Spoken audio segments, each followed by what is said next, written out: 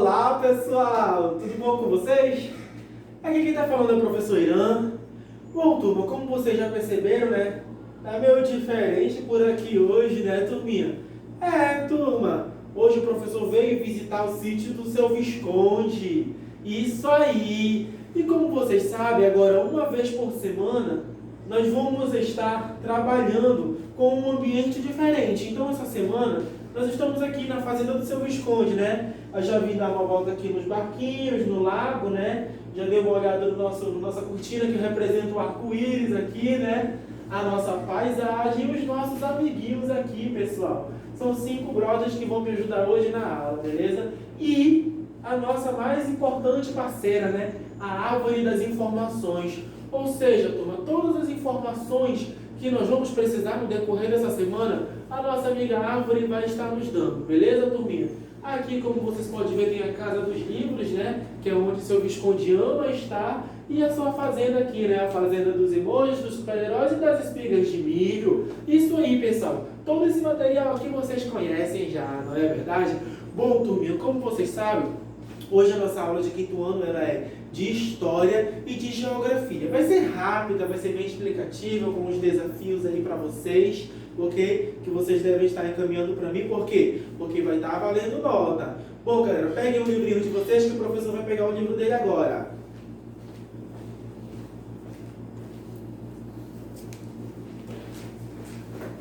Estamos aqui novamente. Já pegaram o livro, pessoal? Vou deixar aqui o livro na Casa do Visconde, na Casa dos Livros, e ver o primeiro desafio, turma. Olha aqui. O primeiro tema. O primeiro tema diz assim: o controle das minas. Página 253, conteúdo de história. O controle das minas. Vou deixar aqui na Casa dos Livros, pessoal. Página 253. Olha aqui, turma. Já abriram aí? Diz assim: a exploração das minas era controlada por Portugal, que tinha como objetivo arrecadar o máximo de riqueza possível, por meio da cobrança de impostos. Hoje nós vamos conhecer um pouquinho essa questão da cobrança de impostos, de como era antigamente e de como funciona atualmente, beleza? Dando continuidade, pessoal. Para pagar menos impostos, muitas pessoas passaram a contrabandear, ou seja, começaram a realizar o comércio proibido, aquilo que é ilegal. Quando a gente fala de contrabando, a gente está falando de coisas ilegais, beleza? Para pagar menos impostos, muitas pessoas passaram a contrabandear o ouro, escondendo parte do metal encontrado. Com o objetivo de evitar o contrabando, a coroa adotou medidas mais duras, exigindo, por exemplo, que todo o ouro extraído fosse registrado. A partir do momento que o ouro extraído fosse registrado, ia haver um controle mais rígido e menos contrabando ia acontecer. Beleza, turma? Conheça a seguir os principais impostos cobrados pelos portugueses na época de mineração. Isso é fundamental que vocês saibam, grifem aí e anotem. Olha quais são os principais impostos cobrados. O quinto, bora ver o que é o quinto, pessoal. Valor que representava 1/5, 20% de todo o ouro extraído nas minas, que deveria ser pago à coroa portuguesa.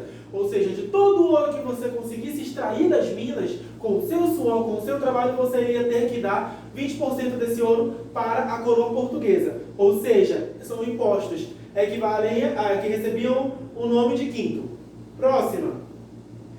Entradas. Impostos referentes à entrada e saída de pessoas e animais nas regiões das minas, pessoal. Ou seja, havia impostos que eram pagos com a questão dessas entradas aí, beleza? Captação, pessoal. Vamos ver o que é. Valor que deveria ser pago pelos senhores por escravos que eram enviados para trabalhar nas minas. Ou seja, os valores eram pagos também, uma certa porcentagem era paga, entendeu? Deveria ser pago para os senhores por escravos que era enviado para trabalhar nas minas. Derrama. Confisco de bens pessoais de devedores, para garantir que todos os impostos fossem pagos. Isso atualmente existe também na questão de hipotecas. Vamos falar de hipotecas de casa. Muitas das vezes, quando você deve o banco e hipotecou sua casa, o banco vai tomar a sua casa para poder leiloar e quitar a sua dívida. Por quê, pessoal? Porque se você deve, você tem que pagar. Ok? é a questão do confisco, ou seja, confiscando aquilo que lhe pertence em troca de você pagar o que você deve. Aí vem uma perguntinha aí para vocês, eu quero que vocês respondam. Qual era o objetivo da coroa portuguesa com a exigência de que todos os ouro fosse registrado? Vocês vão dizer para mim por que essa exigência. Acabei de explicar isso para vocês. Agora, pessoal, nós vamos conhecer um pouco sobre a Inconfidência Mineira e a Conjuração Baiana. Inconfidência Mineira, Conjuração Baiana. Grifem esses nomes que é fundamental aí, pessoal. Vocês sabem o que foram isso? A Inconfidência e a Conjuração foram revoluções, turma. Revoluções que aconteceram, entendeu? Em Minas Gerais e na Bahia. Vamos começar primeiro com Minas Gerais, com a Inconfidência Mineira. A grande quantidade de impostos, a ameaça da derrama e das medidas autoritárias adotadas por Portugal geram insatisfações entre a população mineira. Assim, em 1786, uma parte da população livre de Minas Gerais se revoltou contra a coroa e lutou pela independência para que fosse estabelecida uma república na região. Essa revolta ficou conhecida como Inconfidência Mineira. Deu para vocês entenderem, pessoal? A questão dos impostos estava muito exagerada, muito grande. Em referência, eles deixam aqui a grande quantidade de impostos, a ameaça da derrama. Voltando lá para a página anterior, vocês lembram o que é derrama? Confisco de bens pessoais dos devedores. Pessoal, aí na página seguinte diz assim: a grande quantidade de impostos, a ameaça de derrama e as medidas autoritárias adotadas. Era a questão de agressividade envolvida, questão da derrama, que era o confisco dos bens para poder haver o pagamento dos impostos. Tudo isso afindou incomodando esse povo. E o que eles fizeram? Uma revolução denominada Inconfidência Mineira, dando continuidade. Vamos lá. Entre as pessoas que participam da organização do movimento estavam comerciantes, que são os mais cobrados, né? Fazendeiros, mesmo processo, militares e padres. Contudo, um dos participantes delatou os planos para as autoridades e a revolta não chegou a acontecer. Rebeldes foram presos e exilados. Olha só, pessoal, que interessante. Houve uma espécie de traição, não é verdade? Porque diz assim, ó, um dos participantes delatou os planos para as autoridades, ou seja, foi avisado que essa revolta iria acontecer e avisou que não aconteceram. Essas pessoas foram pegas, foram presas e exiladas. Logo em seguida, a gente vai falar um pouco sobre a Conjuração Baiana. Ou seja, pessoal, mesmo processo também, vamos ver. A insatisfação contra o domínio português não acontecia somente na região mineira. Em Salvador, por exemplo, também teve início um movimento de revolta, a chamada Conjuração Baiana, ocorrida em 1789. Reuniu grupos populares, além de pessoas da elite, ou seja, uma minoria privilegiada. Seu principal líder foi o médico e político Cipriano Barata. As reivindicações dos rebeldes incluíam o direito do salário mais justos, a liberação dos escravizados e a proclamação da República. Porém, antes que a revolta acontecesse, os conjurados foram descobertos e punidos. No mesmo processo que a questão da Inconfidência Mineira, que era a revolta por questão de impostos, ocorreu aqui a Conjuração Baiana, que foi por salários dignos, pela proclamação da República, dentre outros questionamentos a mais, e afinal que não deu errado. Eles também foram descobertos e punidos, não é verdade, pessoal? Vamos lá, vem uma pergunta número 2. Comente a diferença entre a Inconfidência Mineira e a Conjuração Baiana. Você vai pegar seu caderno e falar sobre a diferença de ambas. Beleza, pessoal? Dando continuidade aqui na página 255 do conteúdo de História da turma do 5º ano. Como vimos, no século XVIII, a população de Minas Gerais pagava vários impostos ao governo português. Atualmente, continuamos a pagar muitos impostos no dia a dia. Você sabe como funciona? Atualmente, os impostos são revestidos. Entendeu, pessoal? Você paga as suas faturas de energia, de água, de saneamento, e em troca, esses impostos que estão pagando são para melhorias da região onde você mora. Vamos prestar atenção e ver se está correto. Atualmente, Atualmente continuamos, você sabe como isso aqui, pessoal, os impostos são uma quantia paga pelo cidadão ao governo para que seja possível o investimento de vários setores, como saúde, segurança e educação. Ou seja, é reinvestido para esses setores, tanto saúde quanto saneamento, que eu falei, segurança, educação e assim sucessivamente. Assim, quando pagamos impostos, eles devem ser revertidos em determinados serviços públicos. Alguns impostos são pagos sobre os valores de imóveis, imposto predial e territorial urbano, o famoso IPTU, ou de meios de transportes, impostos sobre a propriedade de veículos automáticos, ou seja, IPVA.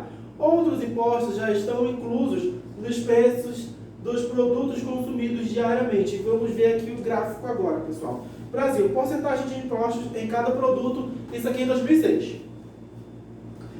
Carne bovina, pessoal, olha aí, ó, 20, porcentagem, 20%, né? Quase no 20, 17, perdão. Pasta de dente, 35. Tênis importado, 59. Bicicletas, 46. Caderno, 35. Brinquedo, 35.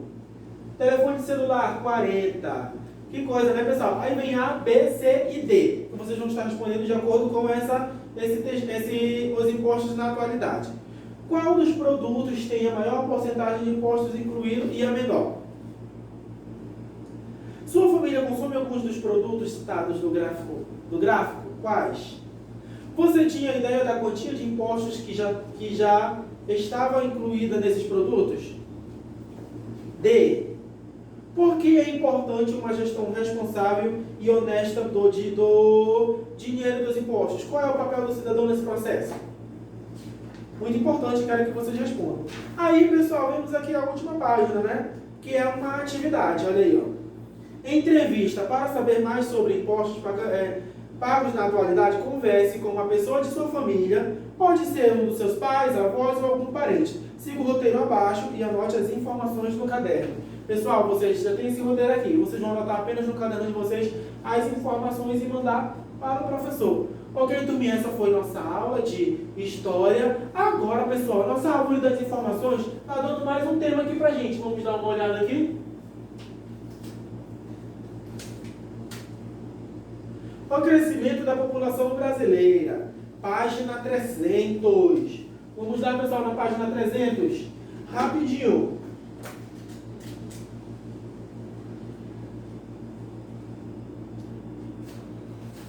O crescimento da população brasileira. Já vimos que aqui no capítulo 5, página 300, né? A população brasileira é considerada uma das mais numerosas do mundo em relação à América do Sul. O Brasil é o país que possui a maior população. Olha aí, turma. Vamos agora seguindo para a página 302, o crescimento da população brasileira. Bom, turma, como vocês podem observar, a gente está falando sobre população e sua quantidade. Então vai aparecer alguns gráficos aí para a gente estar se baseando, beleza? Somando cerca de 208 milhões de pessoas, em 208 milhões de pessoas. Em 2018, o Brasil ocupa o quinto lugar entre os países mais numerosos de habitantes do planeta, com o maior número de habitantes do planeta. De acordo com o Instituto Brasileiro de Geografia e Estatística, ou seja, o IBGE, não se esqueçam disso, a população brasileira apresentou um intenso crescimento a partir do início do século XX. Observe o gráfico. Como vocês podem observar aí no gráfico, pessoal, nós temos em 1872 até 2018. 208 aí, pessoal, olha aí, ó. Estão vendo? Qual era a população do Brasil em 1872? Vocês vão estar se baseando aí, pessoal, ó, pelo gráfico, ok? Segunda, qual era a população do Brasil em 2018?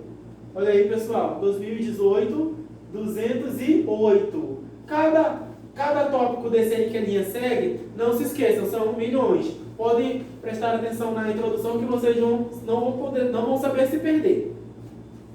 Em quantos habitantes a população brasileira aumentou entre os anos de 1872 a 1818?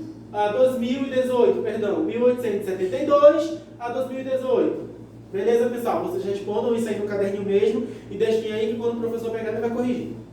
Como é possível observar no gráfico acima, a população brasileira não parou de crescer entre 1872 e 2018. É um crescimento absurdo, não é? Esse crescimento se tornou mais acentuado a partir da década de 1940, turma.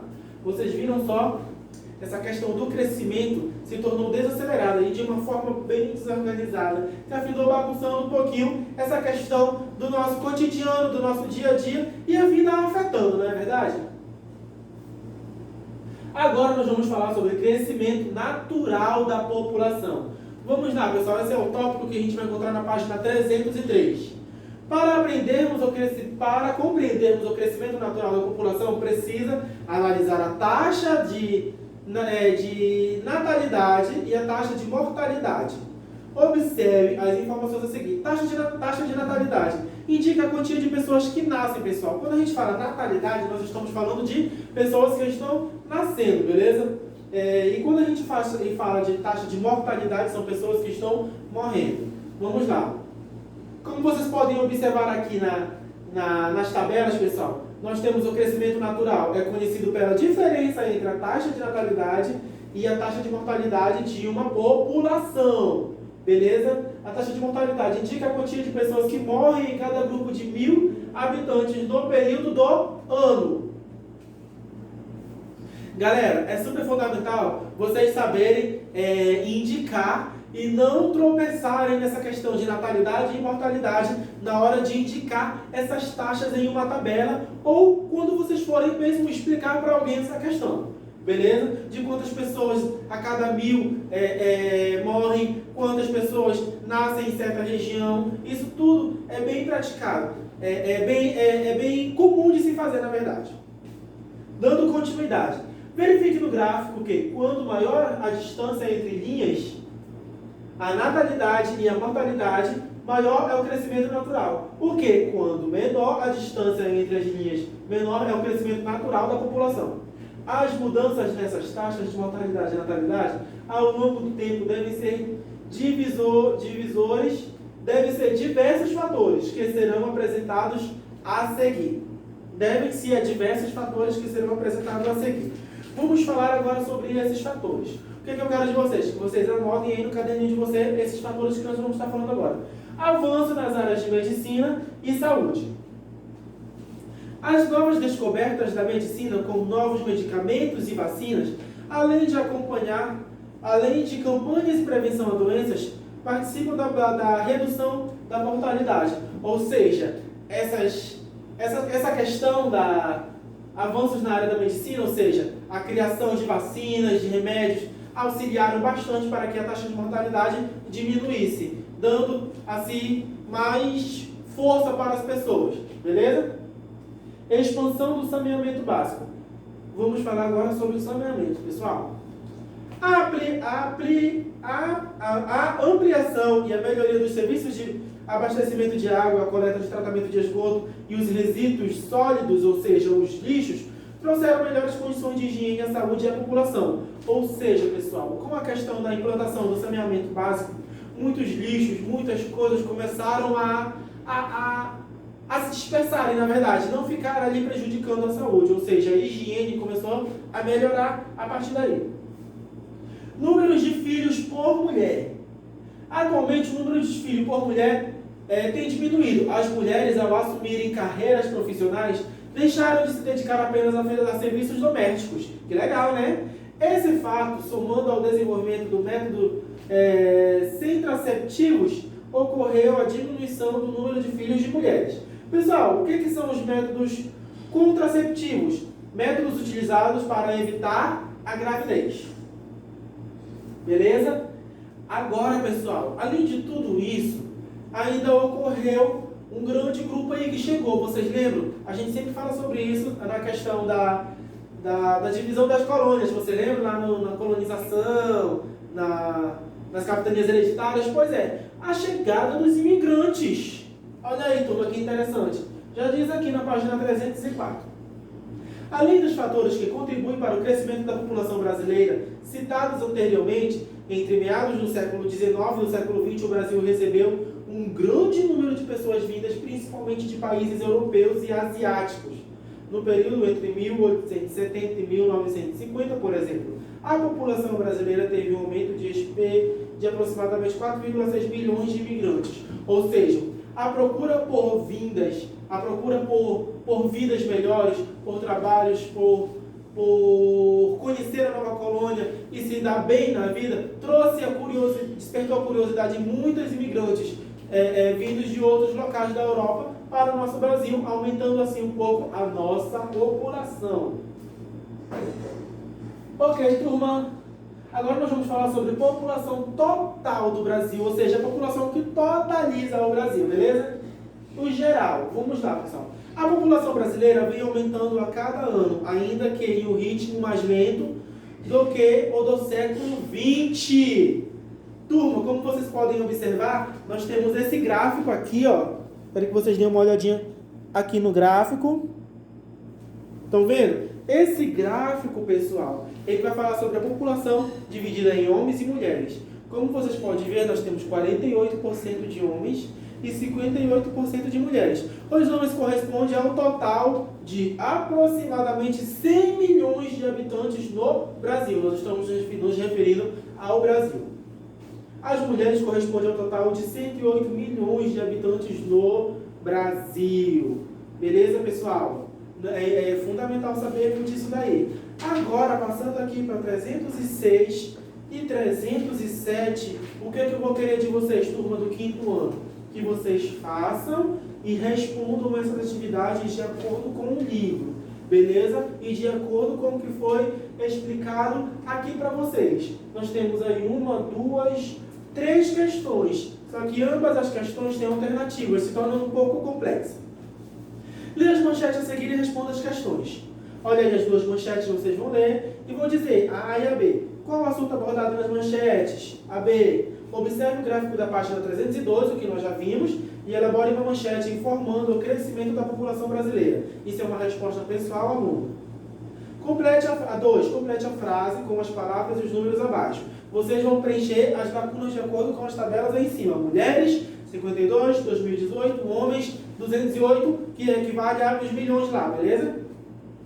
Terceira, levando em consideração os fatores que contribuíram para o crescimento da população brasileira, no decorrer do século XX, relacione as frases a seguir.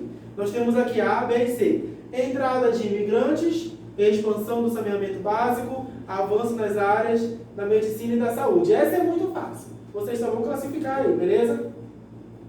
Bom, galera, essa foi nossa aula de história, essa foi nossa aula de geografia, esse foi o nosso livro, a nossa fazenda aqui, né, que nós estamos visitando o sítio do Visconde. Aqui já visitei tudo, já olhei tudo. E agora, a árvore das informações deixou os desafios aqui pra gente. Vamos pegar o primeiro desafio, que é o que vocês vão estar mandando para o professor.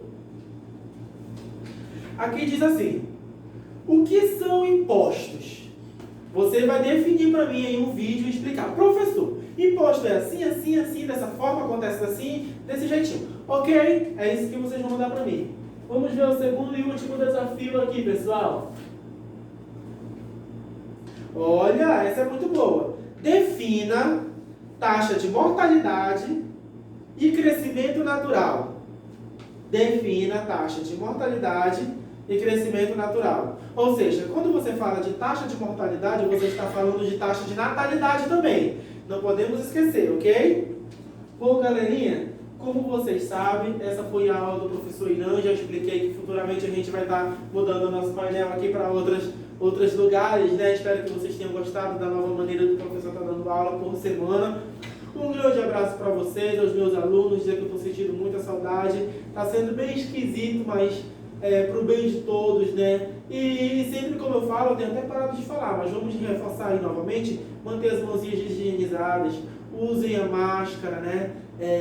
Tomem todo o cuidado possível, pessoal. Um grande beijo para vocês e até logo!